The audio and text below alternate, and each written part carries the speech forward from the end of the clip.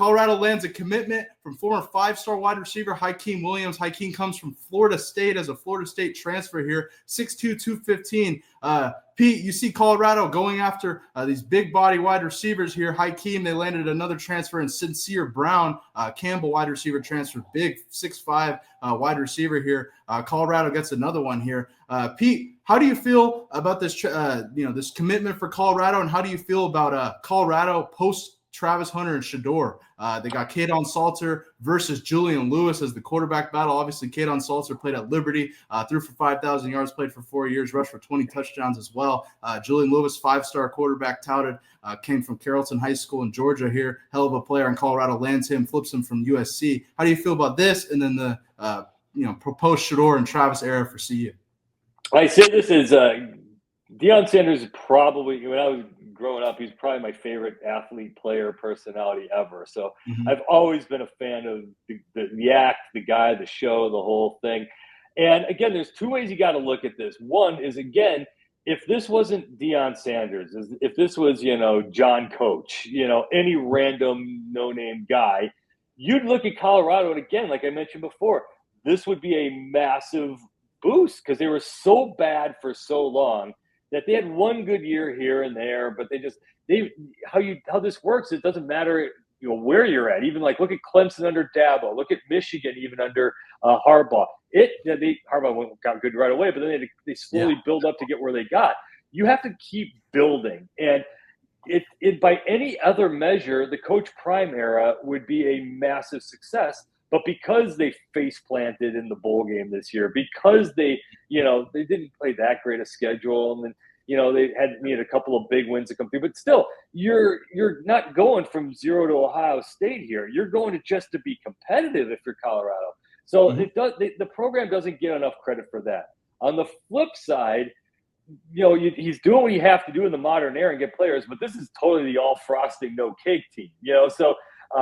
They get the shiny guys. They get the really good players, who can come in and fit the system. But this only really works. College football, you still got to do both. You still got to have the strong recruiting classes where you take the 140-pound, guy and build him up into a 290-pound offensive lineman. You need the guys who, you have to see 3 to 5 years ahead and say, okay, this guy's good. It takes a while to build that up. Again, Coach Prime's only been there for a few years. That takes time, and he's not going to be patient with this. And so you have to have that mix. And so at the moment, they don't. And so Shedeur was obviously great. Travis Hunter was obviously great. But it was a very, very, again, shiny object team. Yeah. Let's see what they can do going forward and see if they can kind of win on a more regular basis. You mentioned offensive line over and over again. Shedeur almost got killed last year because he got hit so much. You got to be able to run the ball a little bit. You got to play more defense. And they started to. Again, this program was going from nothing 2 years ago, and last year they started to kick in. So as long as everyone's expectations are tamped down a little bit, which is kind of hard to do when they're on TV and every ad out there and all the hype is there. Tough. They just have to kind of chill the expectations and just keep increasing the win total each and every year, and eventually, hopefully, they get there.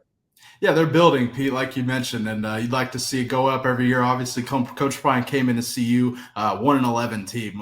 We know what CU was before Coach Prime, and now coming off a 9-win season, first real success for Coach Prime at Colorado. Now we're going to really find out this season how good of a coach Coach Prime really is, how good of a recruiter I think Coach Prime really is, because we can't mask big issues with Shedeur Sanders and Travis Hunter anymore. I'd like to see some run game variation. They brought in the Hall of Famer Marshall Faulk as a running back coach. I think that's a great get for them if they can, if Marshall can have a real impact on the running game. If any 18-year-old kid knows who Marshall Faulk is, but yeah. Yeah, exactly. That's the other thing, Pete.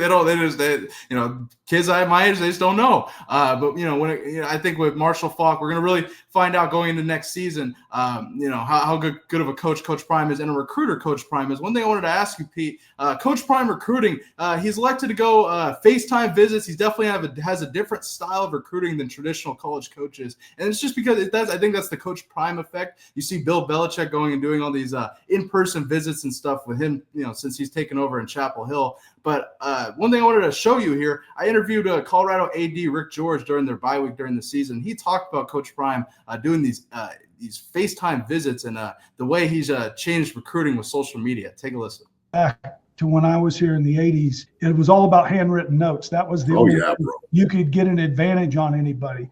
But today, nobody does it better than Coach Prime. Nobody knows social digital media than Coach Prime. He can recruit to that. He sends out messages every day, and that inspires people. He gets it. I mean, he could do a home visit by doing FaceTime. I would have never envisioned that. And he's at the forefront of it. And how recruiting has changed over the years, Pete. What are your thoughts on Rick George's comments and Coach Prime's recruiting tactics since he's been in Boulder? Again, all frosting, no cake. That's great, but you got to do both. And if you can combine that, and Coach Prime's doing both. I mean, he's visiting the guys he needs to visit. Yeah. It gets a little glossed over because that's going to be like you said, the top line headline there is that, he does FaceTime visits. But yeah, if he wants a guy, he'll park on the doorstep. He does it all.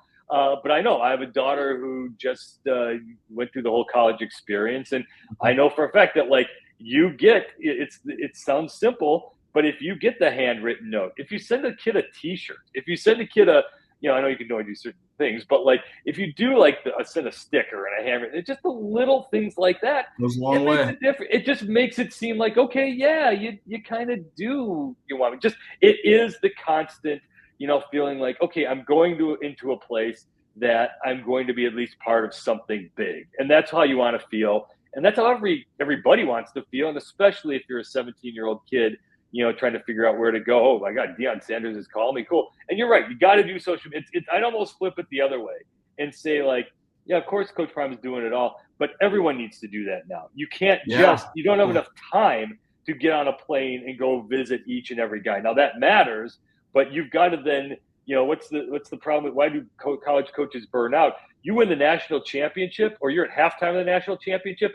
Half of your time literally spent. Ryan Day is calling recruits saying, "Hey, you watching us? You watching us?" You win the national championship. You have confetti in your hair, and you're calling recruits. That's all you do, and that's the game of being a college coach. So if you like that, that's part of the deal. And obviously, Coach Prime knows what he's doing there.